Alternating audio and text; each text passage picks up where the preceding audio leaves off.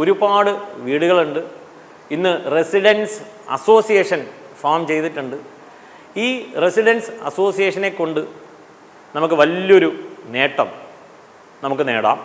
ഈ വരുന്ന വേനൽ അവധിക്കാല സമയം ഒരു ചെറിയ ക്ലാസ് സംഘടിപ്പിക്കുവാനായിട്ട് അഭ്യർത്ഥിക്കുകയാണ്.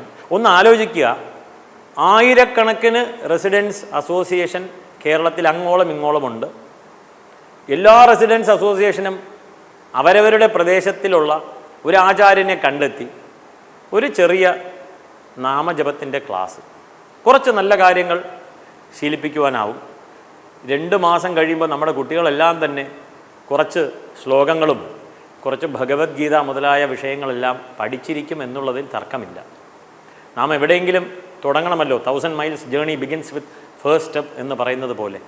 അങ്ങനെ ഈ റെസിഡൻസ് അസോസിയേഷനിൽ ഒരു കാര്യം അവർ വിചാരിച്ചാൽ, സത്യം പറഞ്ഞാൽ ഈ വരുന്ന 2 മാസം കൊണ്ട് വേനൽക്കാല അവധി ആ സമയം നല്ലവണ്ണം യൂട്ടിലൈസ് ചെയ്യാൻ സാധിക്കും. അരമണിക്കൂർ ക്ലാസ്, കൂടുതലൊന്നും വേണ്ട, അരമണിക്കൂർ. എന്താണ് പഠിപ്പിച്ച് തുടങ്ങേണ്ടത്? ആചാര്യനെ കണ്ടെത്തണം.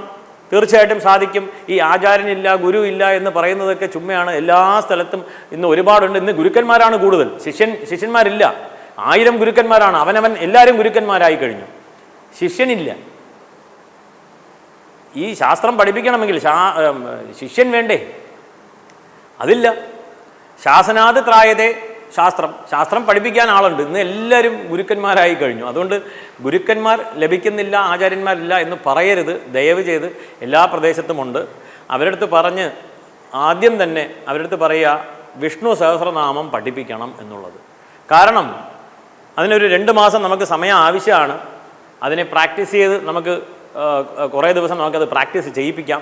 കുട്ടികൾക്ക് 2 മാസം കൊണ്ട് വിഷ്ണു സഹസ്രനാമം ഹൃദിസ്ഥമാകും. സ്കൂൾ തുറക്കുന്നത് മുതൽ ദിവസവും ഒരാവർത്തി വിഷ്ണു സഹസ്രനാമം വീടുകളിൽ ഇരുന്നു കൊണ്ട് അവർ ജപിക്കും. വീട്ടിലെ അന്തരീക്ഷം മാറും.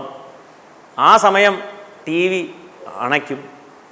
വീടുകളിൽ നാമമന്ത്ര ജപം, പോസിറ്റീവ് എനർജി, അടിപിടി ഉണ്ടാവില്ല. മകൾ ജപിക്കുകയാണ്, മകൻ ജപിക്കുകയാണ്, വഴക്കിൽ ഇടരുതേ എന്ന് ഭാര്യാഭർത്താക്കന്മാർ പറയുകയാണ്, അച്ഛനമ്മമാർ തമ്മിൽ പറയുകയാണ്. ഇതിൻ്റെ കണക്റ്റഡ് ആയിട്ടുള്ള ഈവൻസിനെ മാത്രം ഒന്ന് ചിന്തിച്ചാൽ മതി.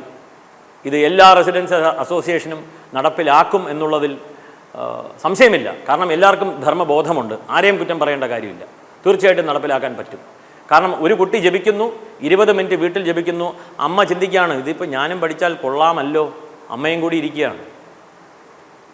ഈവനിങ് സന്ധ്യാസമയത്ത് ഈ കുട്ടിയും അമ്മയും അച്ഛനും എല്ലാവരും കൂടി ഒരുമിച്ചിരുന്ന് ഒരു വീട്ടിൽ ജപിക്കുവാൻ തുടങ്ങി.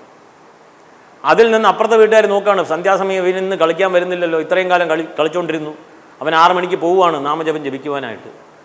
അതിനെ കണ്ട് മറ്റൊരു കുട്ടി പഠിക്കുകയാണ്. സംസർഗേ ഗുണദോഷ.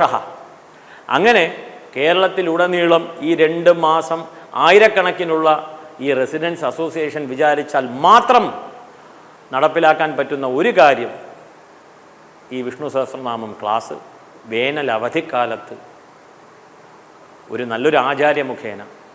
ഇന്ന് എല്ലാവർക്കും സമയമുണ്ട്, അരമണിക്കൂർ. തീർച്ചയായിട്ടും ഈ ഒരു സത്കർമ്മത്തിനായിക്കൊണ്ട്, നല്ല ചിന്തയ്ക്കായിക്കൊണ്ട് ആചാര്യന്മാരെല്ലാം തന്നെ തയ്യാറാവും എന്നുള്ളതിൽ തർക്കമില്ലാത്ത കാര്യമാണ്. ഇതേവരും ചിന്തിക്കുക, നടപ്പിലാക്കണമെന്ന് വിനയപൂർവ്വം അഭ്യർത്ഥിക്കുകയാണ്. നമസ്കാരം.